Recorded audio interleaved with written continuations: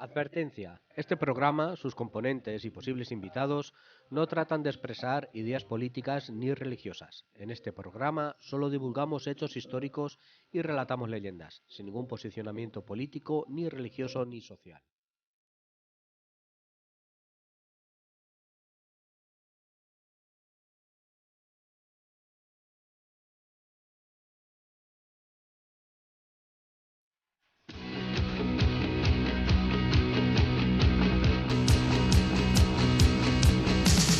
Hace mucho tiempo que se acabó, pero es que hay cosas que nunca se olvidan, por mucho tiempo que pasa. Hola, muy buenas. Otra vez aquí, otro día más, acompañándonos en estas horas después de comer. O después de cenar o después de después de merendar. merendar. Claro. Dar. Nos pueden escuchar a cualquier hora del día. Exactamente, con esto del podcast. No me cuentes historias. Joaquín, ¿qué tal estás? Te veo un poco constipado. Un poquito nada más. Y promete que va a durar esto, ¿eh? No lo voy a soltar así como así. Rafa, ¿qué tal? Aquí, estupendamente, haciéndoos compañía, a ver qué podemos hacer, contar y decir hoy. Muy bien. Arrancamos, no me cuentes historias. Esto tiene que cambiar, nuestros nietos se merecen que la historia... Bueno, parece que tenemos el canal de YouTube, lo tenemos echando fuego. Sí, ya hemos conseguido actualizar todos los programas que tenemos. Hay un problema, como ponemos canciones las cuales tienen derechos de autor, en algunos dispositivos no se puede reproducir, sobre todo en móviles y tablets, pero si lo pones en el ordenador puedes seguir lo mismo que oímos en ebooks, se puede ver también en nuestro canal que se llama No me cuentes historias, Onda Plana Santa Cruz, canal de YouTube. Muy bien. Y Joaquín, ¿dónde nos pueden seguir? Cantidad de medios que tenemos, porque en redes sociales estamos No damos abasto. En Twitter, No Me Cuentes Onda, en Facebook, No Me Cuentes Historias. Naturalmente nos pueden seguir en el 107.4, la versión original, los domingos a las 4 de la tarde y los miércoles repetimos a las 9 de la noche. Y luego, bueno, se pueden poner en contacto con nosotros en el teléfono del estudio, que es el 925 14 30 19, en el WhatsApp del estudio, que es el 618 76 2924, y el teléfono, el WhatsApp de nuestro amigo Rafa, que... Se lo sabe Joaquín. Era el 679-984-636. Aquí apuntado.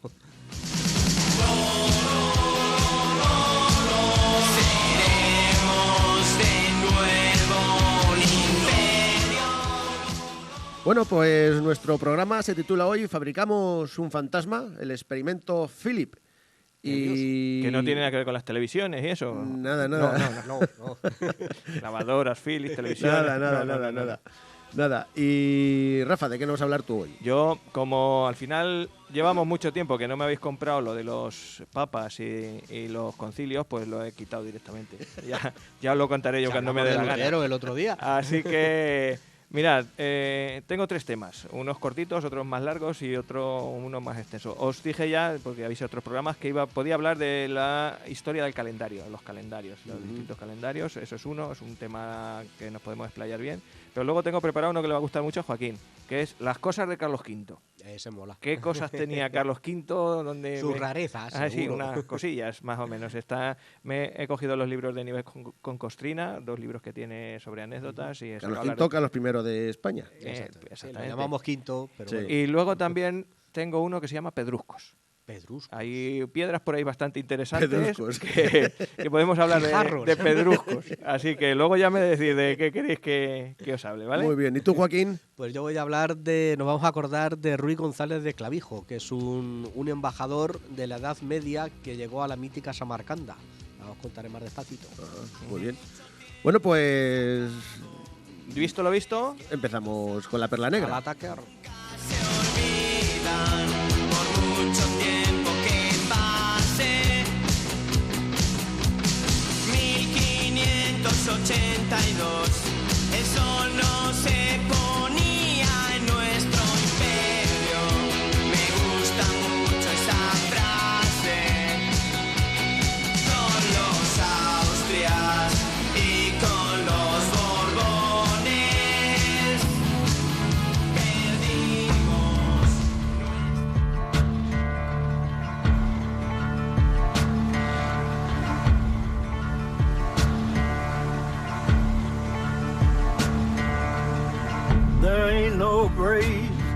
can hold my body down. There ain't no grave can hold my body down.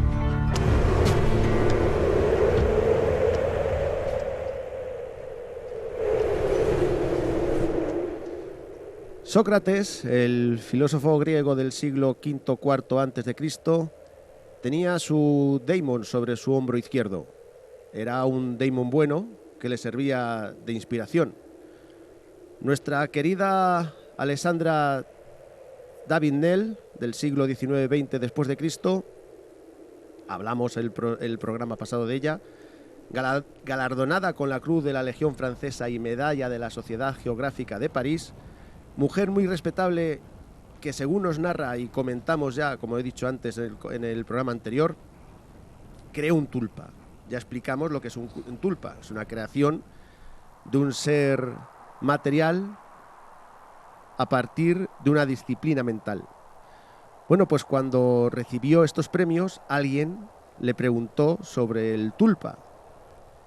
Y ella dijo: no hay nada de extraño en el hecho de que haya creado mi propia alucinación. Lo interesante es que otras personas la hayan podido ver.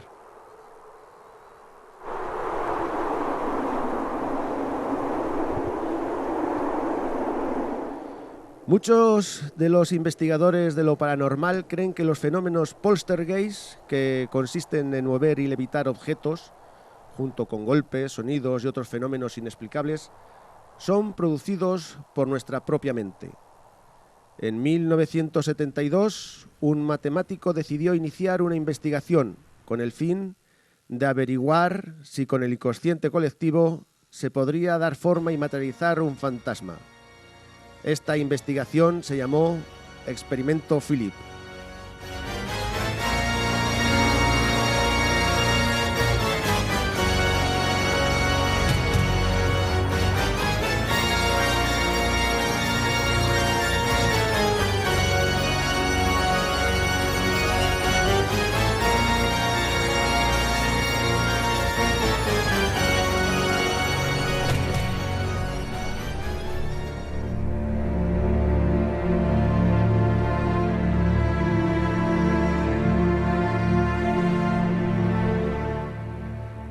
La Sociedad para la Investigación Psíquica de Toronto, dirigida por el Dr. Owen, formó un grupo de 8 personas, donde 5 eran mujeres y 3 hombres. Provenían de diversos ámbitos sociales: un contable, una bibliotecaria, un diseñador industrial, una estudiante de psicología, un ama de casa, la esposa del Dr. Owen, directora de un centro de discapacitados, y el propio Dr. Owen.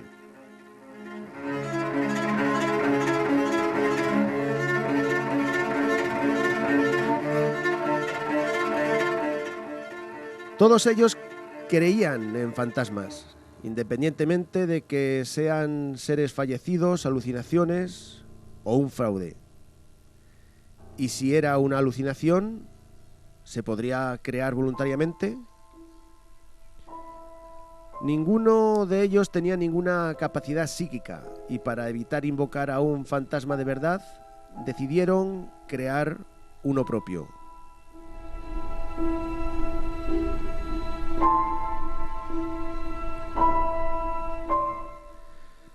Le decidieron bautizar con el nombre de Philip y le ubicaron en la Inglaterra del siglo XVII. Había sido partidario del rey y católico.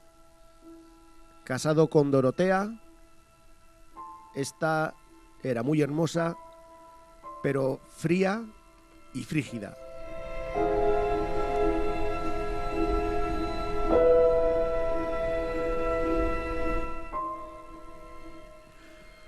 Un día, paseando por las lindes de su hacienda, Philip pasó por un campamento gitano.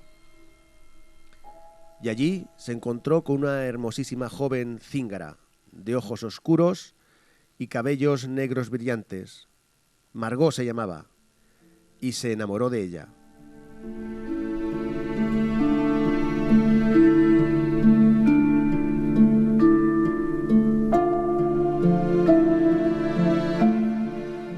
La llevó a vivir cerca de los establos en la aldea de Diddington, el hogar de su familia.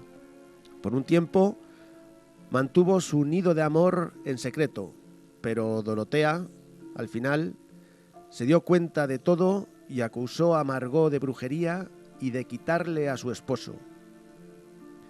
Ante la posibilidad de perder su reputación y posesiones, Philip no intervino en el juicio y Margot fue condenada y quemada en la hoguera. Más tarde, los remordimientos estaban matando a Philip y este se arrojó desde las murallas de su castillo.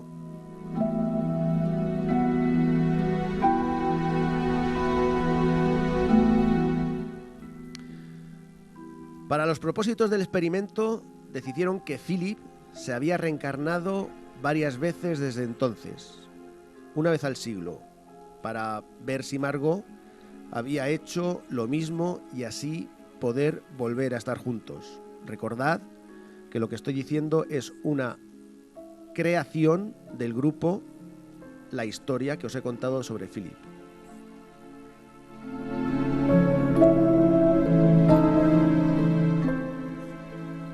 Tomaron el año 1972 como uno de los años en que su fantasma se dejaba ver. Tratarían de materializarlo y tranquilizarlo, para explicarle que Margot estaba en el otro lado y que ella ya lo había perdonado. Así él ya podía descansar en paz.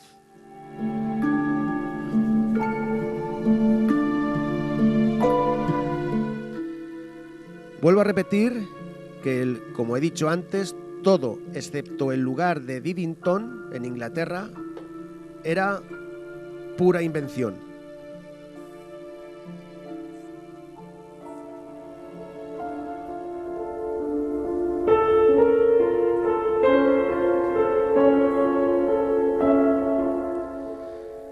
Los componentes hablaron de cómo era Philip, tanto física como emocionalmente, de cómo vestía, qué comía, los sentimientos de este hacia las dos mujeres, Margot y Dorotea, y hasta que tuvieron un cuadro mental completo de él, no pararon, y lo aprobaron, no pararon de discutir y de diseñar este personaje.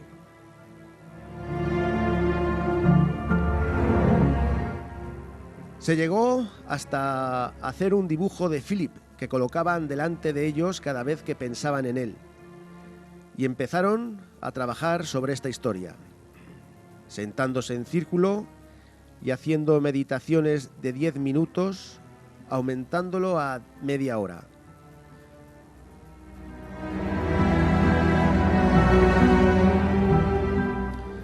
Mientras una observadora ajena al grupo los observaba atentamente.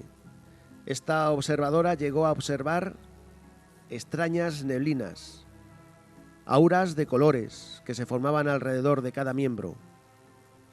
Esa mujer debía asegurarse de que lo que acontecía debía ser una experiencia grupal, nada de individual. Así estuvieron trabajando durante un año y con poco éxito.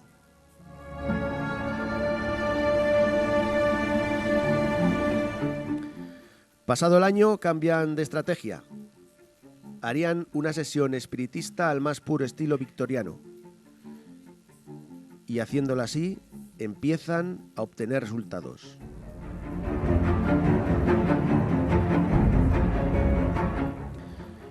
Golpes de la mesa, movimientos varios. Establecen entonces un método de comunicación con el supuesto Philip. Un golpe, sí. 2 golpes, no. Y todas las preguntas se respondían en base a la historia creada por ellos mismos. Por ejemplo, los miembros le preguntaron si él era Philip y se oyó. Los miembros le preguntaron si había alguien más con él Así, preguntando a esta entidad sobre preguntas de la historia que se habían inventado en el grupo, pues iban avanzando. Con el tiempo obtuvieron resultados espectaculares. La mesa no se limitaba a responder, sino que cobraba vida propia y comenzaba a levitar. Los estudios se alargarían varios años. Se hicieron fotos, se hicieron varias grabaciones. Se emitieron por televisión diversos programas tratando el tema. Consiguieron que el supuesto Philip siguiera unas órdenes, como apagar las luces cuando se lo mandaban. Pero en realidad el experimento fue un fracaso en cuanto lo que trataba el Dr. Owen era de que se materializara y no llegó a materializarse. Disuelto este grupo de investigación, otros comenzarían otras investigaciones consiguiendo los mismos resultados.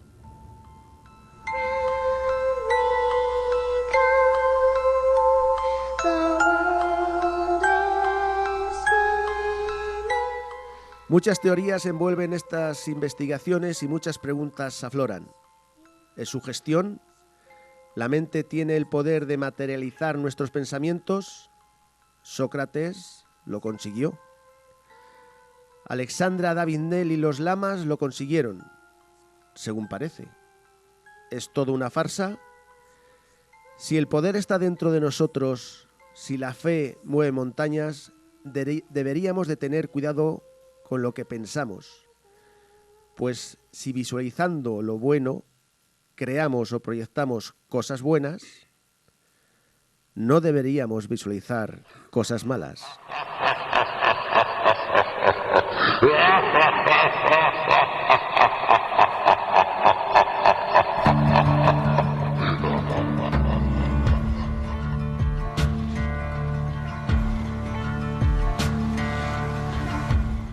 Me has dejado aquí a Loiker Jiménez, a Loiker Jiménez. No escuches el programa por la noche, escucharlo al mediodía. Body down. There ain't no grave can hold my body down. Parece mentira que sobre una cosa que en principio está concertada, que está consensuada y pensando que una colectividad o una mente colectiva pueda crear eso, pueda crear un ente. Sí. Aparte de los lamas, ¿se ha llegado en algún otro momento, en algún otro lugar, a concretar algo espiritual, A a materializar. Yo por ahora no he conseguido ver nada, porque por ejemplo esta gente, cuando como he contado, se disolvió el grupo, la universidad retomó el tema y se inventaron otros personajes que volvieron a hacer como, bueno, estos efectos, estos golpes, sí. la mesa que se volaba, tal y cual, pero ninguno de ellos consiguieron materializarlo. Pero bueno, visto que como dice Alexandra, que lo raro no es que ella haya creado una alucinación, sino que los demás lo hayan podido ver, es una mujer muy respetable en Francia como para poner duda a su... Que te ha abierto una cosa que yo sí me concentro mucho, también materializo. From me, there ain't no grave can hold my body down. Ain't no grave can hold my body down.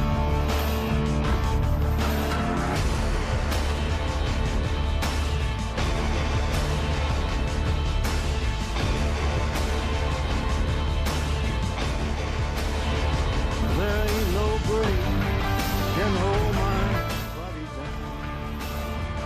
There ain't no grave.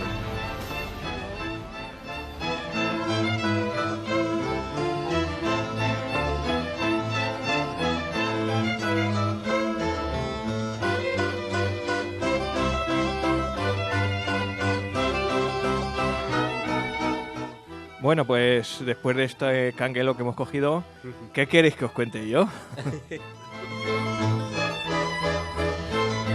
En primer lugar, ¿dónde estamos ¿Y de dónde venimos? Exactamente. Vamos a dar un repaso, que os recordamos que estamos en Onda Plana Santa Cruz, en el 107.4, que nos escucháis los domingos a las 16:00 y los miércoles también a las 21:00, pero que también lo pueden escuchar de otras maneras, ¿verdad, Joaquín?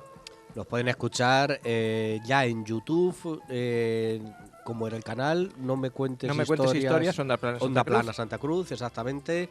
Nos puede seguir así con otras historias que vamos contando tanto en Twitter, No me cuentes Onda, como en Facebook, No me cuentes historias. Y naturalmente a través del podcast en ebooks, exactamente. A mí no me preguntéis, la verdad.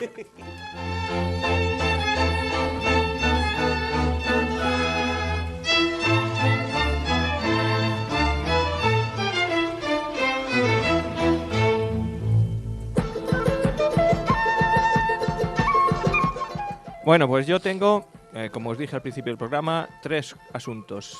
Podemos tirar por donde queráis. Tenemos uno que se llama Pedruscos, que os cuento la historia de, pues eso, de piedras famosas e interesantes en la historia, que han dado mucho de sí.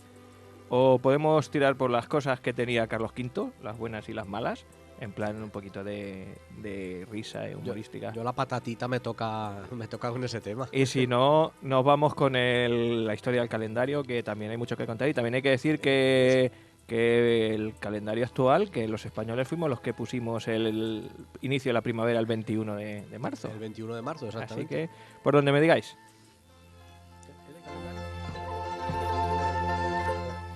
Como tenéis la boca llena y no me podéis contar, pero... Yo te digo, Carlos V, el calendario lo dejamos para más cerca para la primavera. Para la primavera, Vale, exactamente, para pues, el cambio de estación.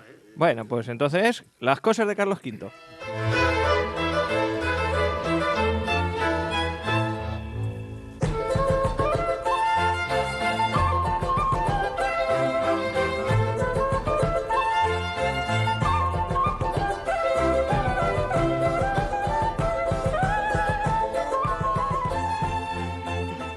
Bueno, pues empezamos.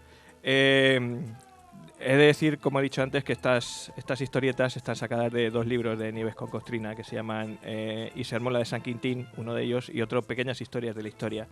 Y hablan todos, pues eso, de la personalidad de nuestro Carlos I de España, V de Alemania, y de lo que el emperador del Sacro Imperio Católico Romano Apostólico Germánico hizo durante su época de gobierno. Vamos a empezar con una historia muy interesante. Carlos V, lo vamos a llamar de cualquiera de las 2 maneras, un día se le ocurrió ni más ni menos que saquear Roma. ¿A quién se le iba a ocurrir que el emperador más cristiano, más católico, más... Ha sido el único que lo ha hecho, ¿no? Sí, bueno, pero... Desde Ataulfo, yo creo, desde los godos, fue el siguiente. Y yo creo que ya no ha habido más sacos. Sí, pero de la historia reciente. Es vamos, el saco de Roma, sí. Pues nada, pues un 6 de mayo de 1527, a Carlos V, que era, ya digo, el mayor defensor de la fe católica, se le ocurre que a por el Papa directamente. ¿Y allí qué te fue? A saquear Roma con todo lo que tenía dentro, destruir la capital de la cristiandad y poner Roma patas arriba.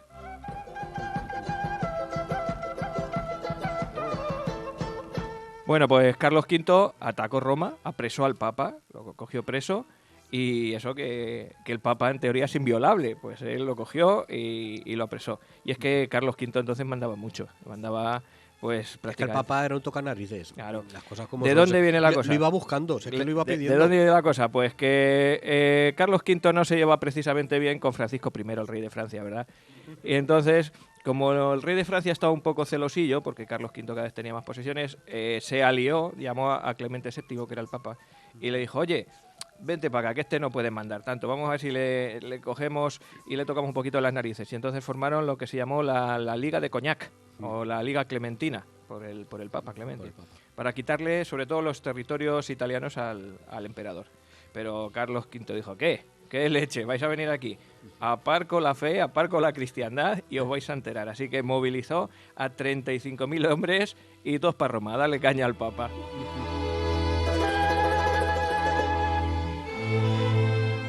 Por cierto, el que llevaba las riendas de aquel ejército era Carlos de Borbón. Ya tenemos por aquí un Borbón, sí, un Borbón rondando, el condestable que Carlos. Fue traidor al francés, que pasó del bando francés al español. Bueno, pues cuando Clemente VII vio lo que se le venía encima, intentó negociar. Digo, espera. Que era broma. Pero ya era un poco tarde. Sobre todo porque pasaba una cosa, los soldados que venían desde todos los sitios llevaban ya pocos víveres, ya te untaban un poquito escasillos de víveres y encima llevaban unos cuantos meses sin cobrar. Con lo cual le dijeron, que estáis Roma con todo lo que hay allí. Y ya no hubo quien los parase. Arrasaron Roma, todo lo que encontraron a su paso, saquearon casas, iglesias, le prendieron fuego a media ciudad, fueron desvalijados todo lo que había allí, todos los conventos, el monasterio. El Papa salió zumbando con todo lo que pudo a Sant'Angelo, que sonará. Castillo Sant'Angelo. Pero aún así fue una orgía de sangre lo que hubo allí. Y para más Henry, después de todo el saqueo, a Roma le vino una epidemia de peste y el hambre.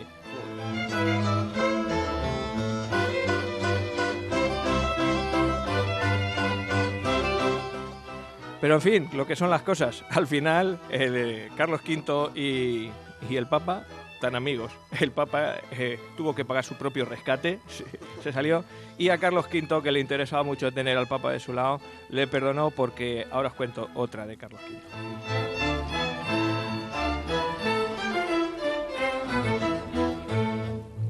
Y es que a Carlos V le gustaba mucho una fecha muy concreta, casualidades o no, el 24 de febrero era la fecha. Mi fecha es el 27 de mayo. Yo nací un 27 de mayo, por lo tanto cumplo los años el 27 de mayo. Me casé un 27 de mayo, hice la comunión el 27 de mayo, bauticé a mi hija un 27 de mayo. Y es decir, que la he hecho cogido. aposta, Rafa. Hecho aposta. Pues Carlos V... ¿Nos quiere decir algo el 27 de mayo? A Carlos V le pasó lo mismo con el 24 de febrero. La cogió llorona. Ese día nació, un 24 de febrero. Ganó una de sus batallas famosas, la de Pavía.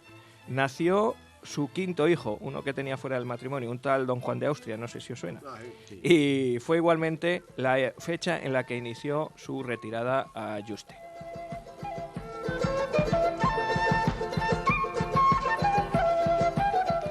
Pero bueno, el 24 de febrero favorito fue el de 1530, porque ese día cogió a Clemente VII y le dijo, vente para acá que ahora me vas a coronar emperador.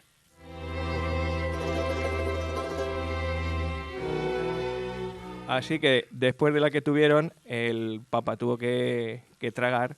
Y como en Roma todavía no podían ver mucho a Carlos I, se fueron a Bolonia. Vistieron una de las iglesias de Bolonia como si fuese San Pedro, y allí se fueron a hacer el rito, la ceremonia de coronación del emperador.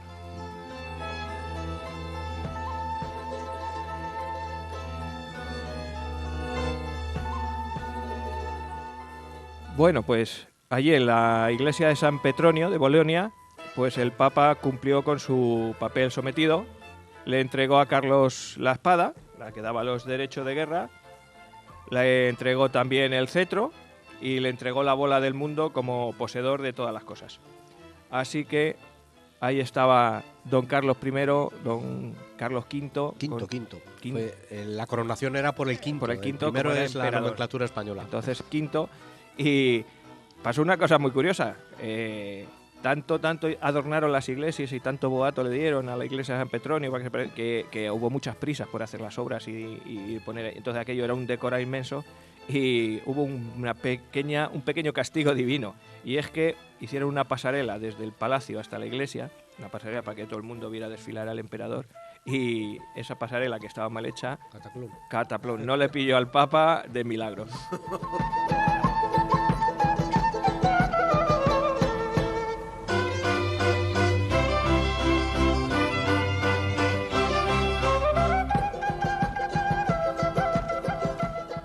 Bueno, a Carlos V le salieron varios granos en el... iba a decir el culo. Semejante party. Iba a decir el culo, pero voy a decir el culo.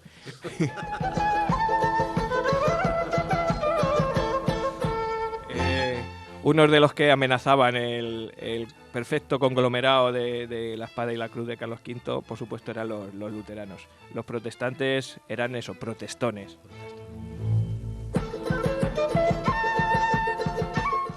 Así que un día de 1547, Carlos V se hinchó y dijo, a por ellos, a por los protestantes, y se fue hasta Mühlberg, una ciudad alemana donde hubo una famosa batalla. Un pedazo cuadro. inmortalizada por el famoso Por cuadro de Tiziano. Tiziano, en el que el emperador está montado a caballo y ahí luce su... Está a su la entrada del Prado y es una virguería. Pero no es así. No es el caballo, no es el papa, no es el, No, el no, no, emperador. que aquel... Es todo simbólico. Es todo simbólico. Sí, exactamente. porque parece ser que tenía almorroides, lo estaba pasando muy mal. Luego os hablaré de las hemorroides también, por qué le venían. También lo tenemos por aquí. Total, que los protestantes, muy curros ellos, dijeron, va, este no, ni nos toca las narices. Se fueron al otro lado del río Elba, un río caudaloso y demás, y dijeron, venga, nos apostamos al otro lado, que estos de los tercios por aquí no pasan. Tiraron todos los puentes y dijeron, venga, aquí que vengan. Lo que no calcularon es que los españoles sabían nadar.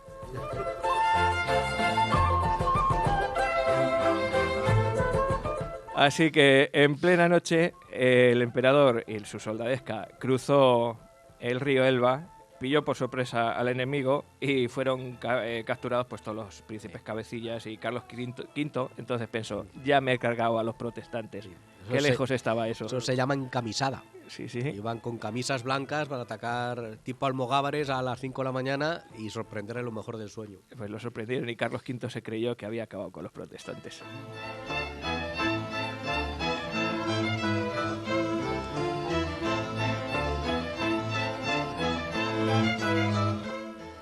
Vamos con una cosa curiosa de Carlos V. El buen ojo que tuvo, fijaros, porque cuando ya teníamos conquistadas las posesiones en América, un buen día de 1534, alguien le dijo, concretamente dos navegantes, un español y un portugués, Saavedra y Galbao, le dijeron, oye, y aquí en Panamá, que estamos a 50 kilómetros del otro lado, ¿no podíamos hacer aquí un arroyejo o algo para que pasaran los barcos?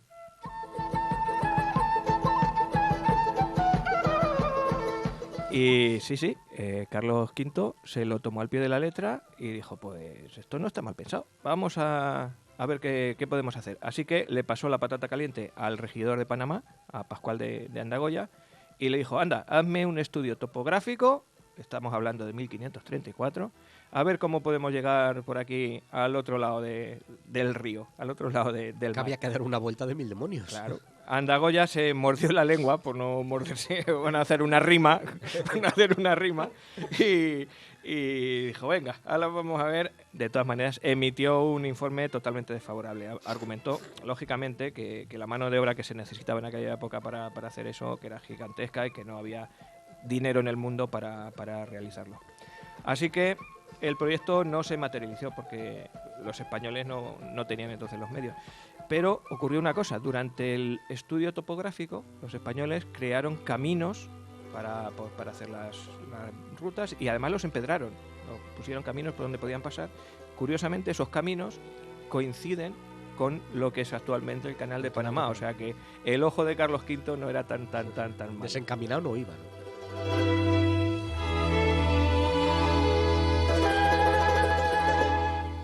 Y por último, ¿qué decías de las almorranas? Que Carlos V era austero, ya. Como creo que todos hemos pasado por allí por la Vera, pues hemos hecho una parada en Cuacos de Yuste, ¿no? En el monasterio, y lo hemos visto a Sungarbe por allí. Y todo el mundo dice, no, es que Carlos V murió de manera muy austera, se recluyó aquí. Sí, el 3 de febrero de 1557, Carlos V llegó a Yuste. Ya no salió de allí, pero lo de la austeridad es discutible.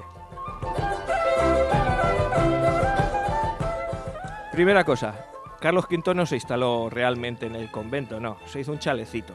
Chalecito con unas habitaciones. Un adosado, ¿no? Exactamente, un adosado donde tenía una habitación, un palacete con 2 plantas, que además se puede visitar. Una de ellas da a los jardines para el buen tiempo y otra da a la capilla. Así que desde la cama podía oír esa misa que tanto le gustaba.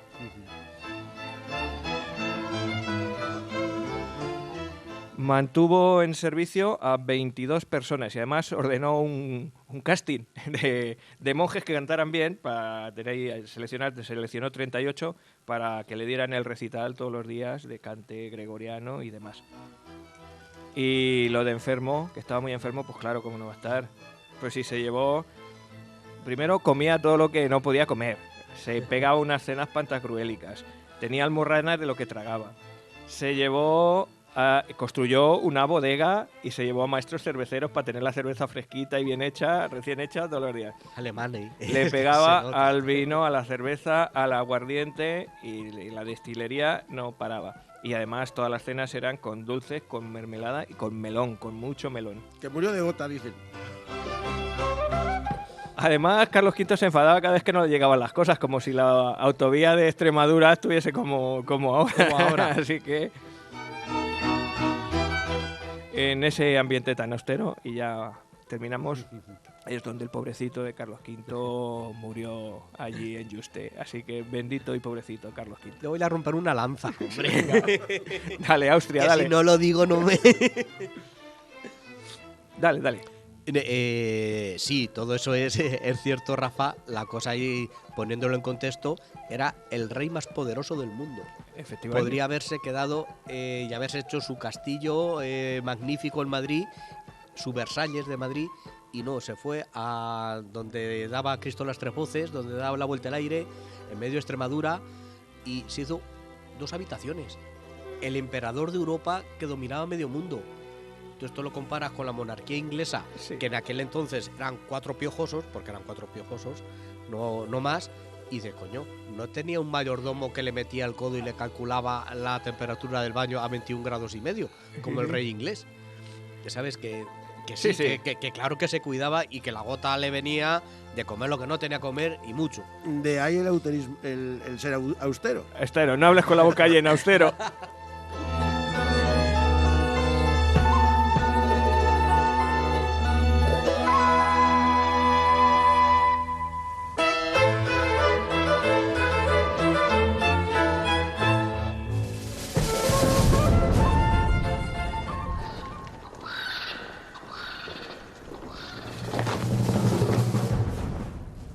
Bueno, y como estamos con los Austrias, pues vamos a empezar con los tercios.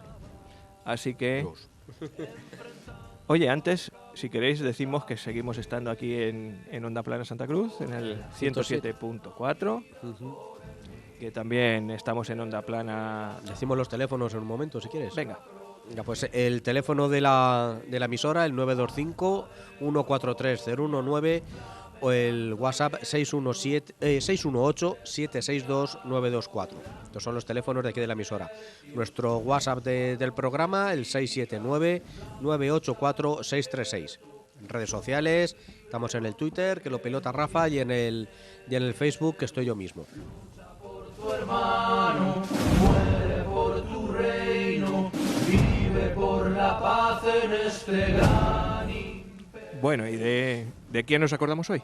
Pues hoy nos acordamos de un señor que cuando empecé lo descubrí en un programa. ¿Os acordáis de un señor que viajaba en moto? ¿Cómo se llamaba? Miguel Silvestre. Miguel Silvestre, sí. Exactamente, que era el diario de un nómada. Pues lo descubrí ahí, y el señor en sí, el personaje es Ruy González de Clavijo, y me llamó mucho la atención. Luego investigándolo, creo que lo he tratado de rebajar un poco más a su medida o darle un poquito de voz al resto de personajes que había alrededor. Se le toma a este Ruy González de Clavijo como el primer embajador europeo. Yo no lo voy a considerar como tal, pero bueno, sí fue de los primeros. Nos ponemos en ambiente. La etapa en la que estamos es en torno al año 1400, finales del siglo XIV, principio del siglo XV, cuando el Imperio bizantino está ya prácticamente contra las cuerdas. Los turcos les están atacando directamente ya a Constantinopla. El emperador de Bizancio llama a cruzada para que el resto de reinos cristianos le echen una mano. Acude el rey de Hungría, el rey Segismundo de Hungría, con una cruzada formada sobre todo por franceses.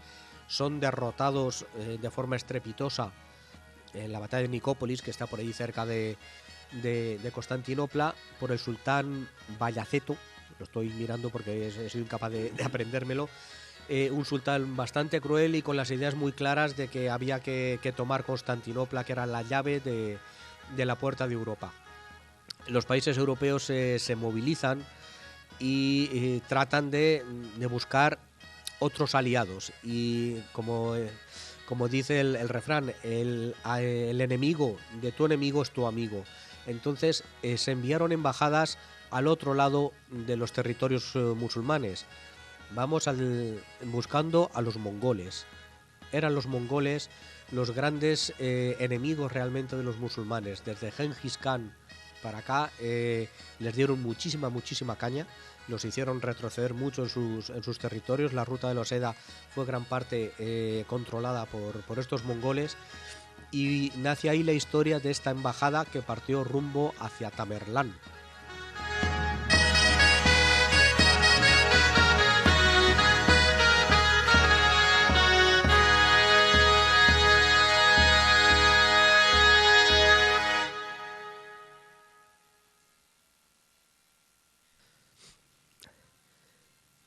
Esta embajada no fue realmente la primera. Cuando ya me he puesto a buscar, a indagar un poquito sobre este Ruy González, no fue la primera embajada que envió nuestro rey castellano Enrique III, que era el que le tocaba reinar por aquel entonces. La primera embajada se envió a Pelayo de Sotomayor y Fernando de Palazuelo. Estos embajadores los podemos encontrar en distintos nombres en Google. He sido incapaz de encontrar una fuente que me diga exactamente cuáles son, porque me salen de distintos: Pelayo, Pollo, Payo, de todo. Hemos estado comentando antes que hasta que no se fijó realmente la gramática y se puso un orden en los apellidos. En las complicado. ortografías, y además, Sí. como muchos escribanos o muchos secretarios también lo escribían como les parecía, pues hay variantes. Lo que no es Z es S, lo que no es... Exactamente. Entonces una J es una I, y hasta- hay tanta variedad Claro. de apellidos que parten de Hasta uno que mismo. Nebríjano puso un poco orden con su gramática con los Reyes Católicos, realmente es un poquito lioso seguirle la pista a personajes de la Edad Media. Estos hombres, Pelayo de Sotomayor y Fernando de Palazuelo, llegaron en busca de este Tamerlán, descendiente de Gengis Khan, eso, tratando de buscar una pinza que atacase por la espalda a los turcos. Nosotros seguíamos con nuestra reconquista. Ya había pasado la batalla de las Navas de Tolosa, que realmente fue el punto de inflexión. Ahí, a partir de ahí ya sí que los cristianos, se veía el final de la reconquista. No iba a haber una marcha atrás, no iba a haber una recuperación de posiciones por parte árabe. Hubo una división muy importante de los árabes, las pues. taifas, hizo que la debilidad fuese cada vez mayor. Exactamente. Aún así, eso, se trataba de buscar ese aliado, por ejemplo, cuando hablamos el otro programa de Pedro Páez, ese misionero español que descubrió Etiopía. Allí se buscaba al mítico reino del Preste Juan, pues aquí se buscaba a los mongoles para que atacasen por la espalda a los musulmanes. En ello estaba el propio Tamerlán, no por simpatías hacia los cristianos, sino por intereses políticos suyos. Y a este sultán Bayaceto le dio una paliza de tal calibre en la batalla de Angora, en el año 1403, que lo torturó hasta la muerte, y dejó a los musulmanes muy tocados. Tiritando. Estos embajadores fueron testigos de la batalla y vieron el enorme poderío que tenía este gran emperador mongol. Se presentaron ante él y les cayó bien, les cayó simpático. Les hizo pasar una prueba curiosa, que es, mientras que les preguntaba, les ponía la mano sobre una piedra que utilizaba para ver, en plan máquina de la verdad, para ver si decían la verdad o no, porque si sudaban era que estaban mintiendo. Tendría alguna propiedad, alguna cosa que... Una pómez o algo que absorbiera la humedad, o se mostrase la humedad absorbida. O se mostrase exactamente la humedad absorbida. Bueno, también cuando estás nervioso también sudas. Sí, pero hay que verlo. Muchas veces no es apreciable. Entonces, Pues el caso es que este hombre, pues Tamerlán, se quedó contento y devolvió la embajada, le pareció muy bien, los devolvió a Castilla con unos regalos, con un embajador mongol que vino para acá con su séquito, y unas españolas, que no eran españolas ni mucho menos, eran familiares, un par de mujeres, eran Angelina de Grecia y María Gómez, que resulta que eran familiares del rey húngaro que había sido derrotado años atrás y que estaban en cautiverio por los turcos. Estas dos personas que realmente merecerían otro programa tuvieron su historia luego aquí en Castilla, se afincaron, se cansaron y tuvieron su descendencia aquí en Castilla. Es muy curioso, pero no son españolas, eran húngaras.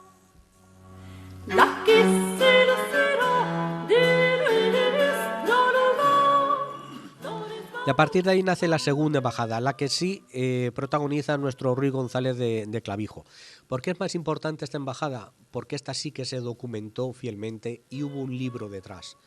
Ruy González de Clavijo partió con otras dos personas, con Gómez de Salazar y Fray Alonso Páez de Santa María. Gómez de Salazar murió al poco, él era como el guardaespaldas, pues fue el primero que murió nada más llegar a tierras asiáticas. Y el Fray y Ruy González fueron los que realmente llegaron a la mítica Samarcanda. Allí que se encontraron con la corte de Tamerlán, que los recibió, se recordaba la anterior embajada, los recibió con los brazos abiertos y la verdad es que estuvieron unos meses por allí y se creó tan buena sintonía que fundó una ciudad al lado de Samarcanda que se llama Madrid.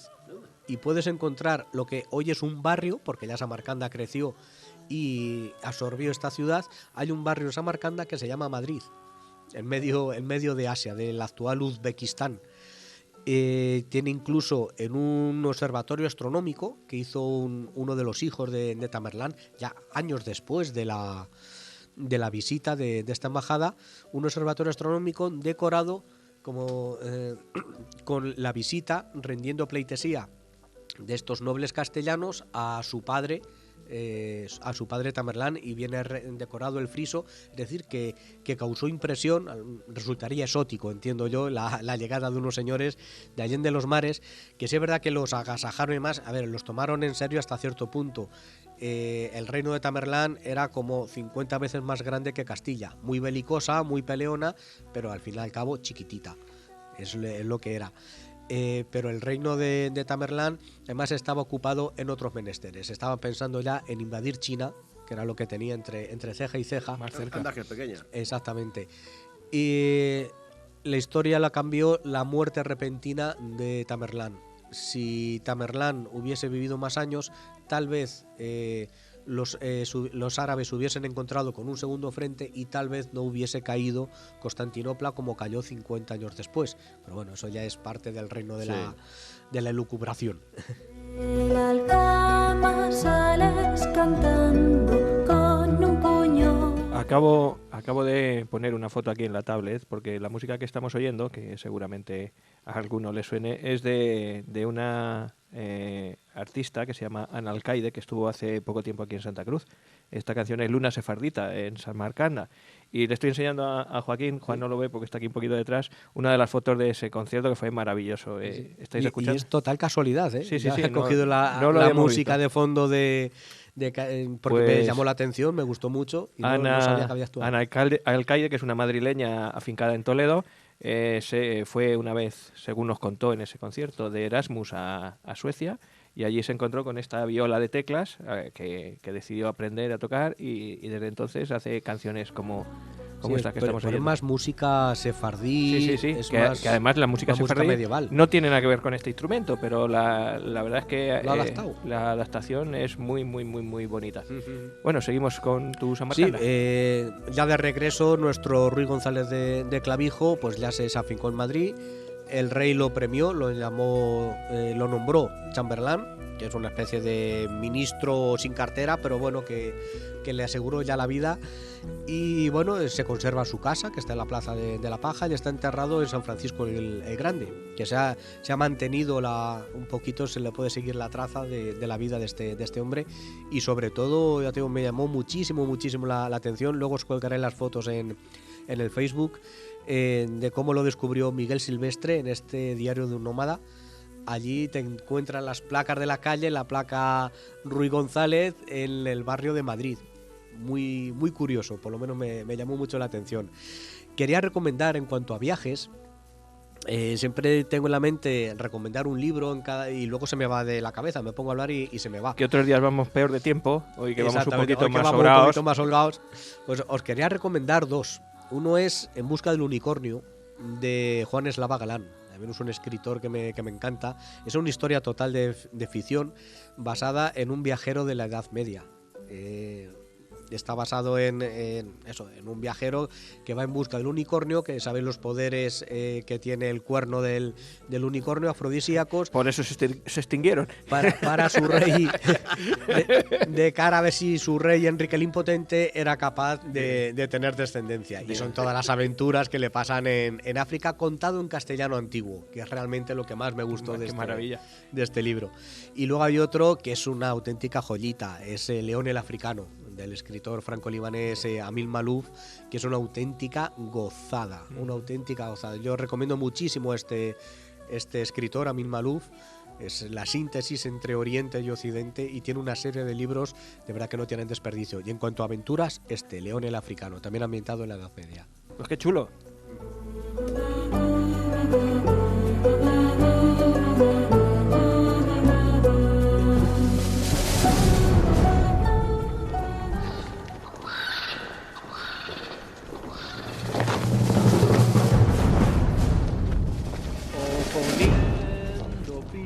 A caballos, enfrentando arcabuces a piqueros, con el alma unida por el mismo clero, que la sangre corra protegiendo el reino, aspa de Borgoña. Bueno, y hoy que estamos un poco de reconquistadores y un poco medievales y un poco así, os tengo que poner una canción para la historia de un personaje que ya lo conocía, pero que he descubierto una colaboración que hizo con Javier Coble, que es un músico muy importante. Se trata de Joaquín Díaz. Joaquín Díaz tiene muchas canciones que repasan pasajes, valga la semi-redundancia, de nuestra historia, de nuestra época más antigua, y hoy os voy a poner una que se llama Isabel y Fernando se aproximan a Granada.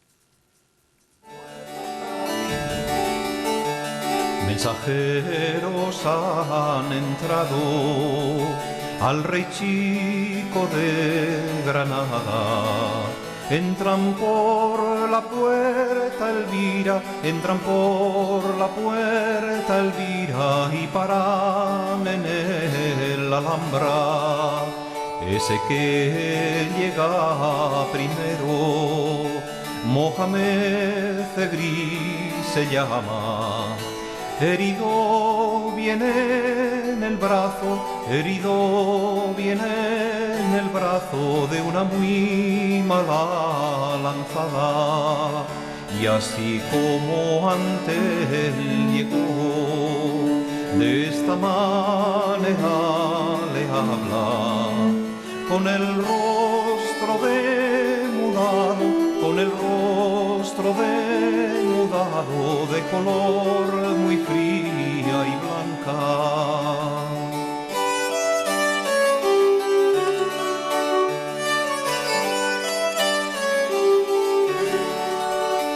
Nuevas te traigo, Señor, y de muy mala embajada, por ese fresco genil, por ese fresco genil, mucha gente viene armada, sus banderas traen tendidas, puestos a son de batalla. Un estandarte dorado, un estandarte dorado, en el cual viene bordada una muy... Bueno, yo sé, Juan, que esto no es tu música preferida exactamente. Joaquín Díaz, no, como que no, ¿no? Pero suena bien, hombre, suena bien. No es mi devoción. Pero para que veas la variedad, pasamos desde Iron Maiden a los Loonies, pasando por Joaquín, por Mecano, Los Ilegales, Joaquín Díaz, variedad. Falta Pablo Alborán. No sé si tendrá alguna histórica. Podemos evitar. De aquella gente, el rey Fernando se llama. Todos Bueno, pues como no le gusta mucho a Juan, vamos a ir poniendo nuestra sintonía de despedida. Esta me gusta más. Sí, pues esto es Siniestro Total, claro. ¿Cuándo fue el gran estallido? ¿Dónde estamos antes de nacer? Bueno, pues buen programa de hoy, ¿no? Me parece a mí. Ha sido... Hemos empezado con mucho miedito. Luego he hecho un buen ratillo con Carlos Una Quinto. riseja luego, una riseja para compensar. Y luego, interesantísimo. Oye, la ruta de Samarcanda. Creo recordar que hace muchos años hubo una serie en la 2 de Televisión Española que se llamaba eso, La Ruta de Samarcanda. Samarcanda, sí, hay me suena muchas bien. series que lo tratan. La ruta de la seda, pues sale siempre Samarcanda. Sí. Pues nada. Vamos a ver qué hablamos la semana que viene. La semana que viene yo trataré dar un homenaje a la batalla. Vamos a hacer una del oeste. Vamos. De indios y De vaqueros. John Wayne. De indios y vaqueros. John Wayne no, es el. ¿Cmo se llama este? Harold Flynn, ese. Harold Flynn, el General Custer. El General Custer. Con su chaqueta de piel de ante. Cómo me moló, macho, esa película cuando la vi. Cayeron con la bota. Murieron con la bota. Murieron con la bota. ¿Pero tú con quién vas? ¿Con los americanos o con las personas? Yo al no, escúchame, yo al principio. Yo voy con los americanos, que son los que llevaban las plumas. Ah, sí, ahí está. No, pero Los otros no eran americanos. yo al principio yo iba con los vaqueros, Lo que hemos vivido toda la vida en la Harold Flynn. infancia, nuestra Claro. infancia eran los Tú jugabas y los vaqueros eran los buenos. Claro, tú jugabas y decías, los indios eran los malos. Y te das cuenta luego que las que cosas no, cambian. Que no están así, es como te vendan la burra.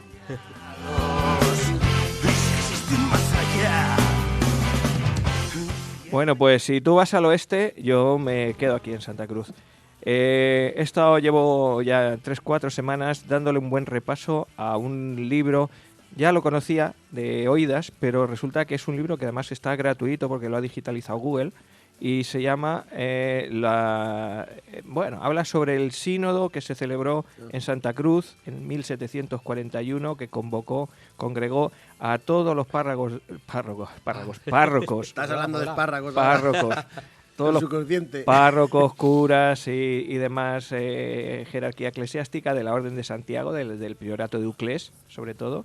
Luego os diré qué pueblos abarcaba este priorato. Se juntaron aquí al lado de donde estamos nosotros, en la iglesia de Santiago, en 1741, para un poco poner orden a todo lo que concernía a la iglesia y a sus doctrinas, que venía, fijaros, desde el Concilio de Trento, que había sido casi 200 años antes. Así que hablaremos del sínodo del priorato de Uclés en la iglesia de Santiago en 1741.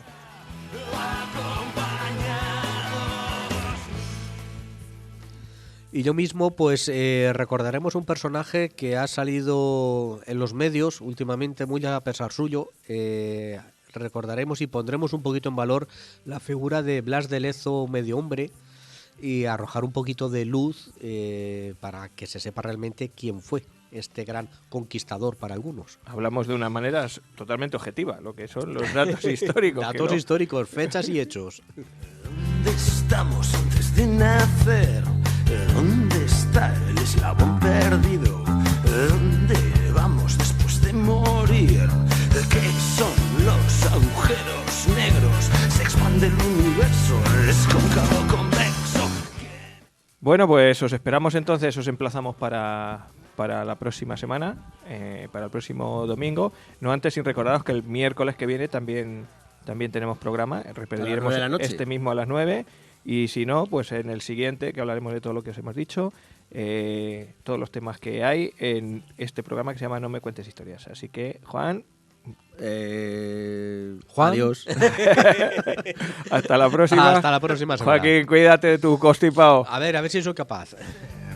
¿Qué es la esencia? ¿Qué es la nada? ¿Qué es la eternidad? Somos alma, somos materia, somos solo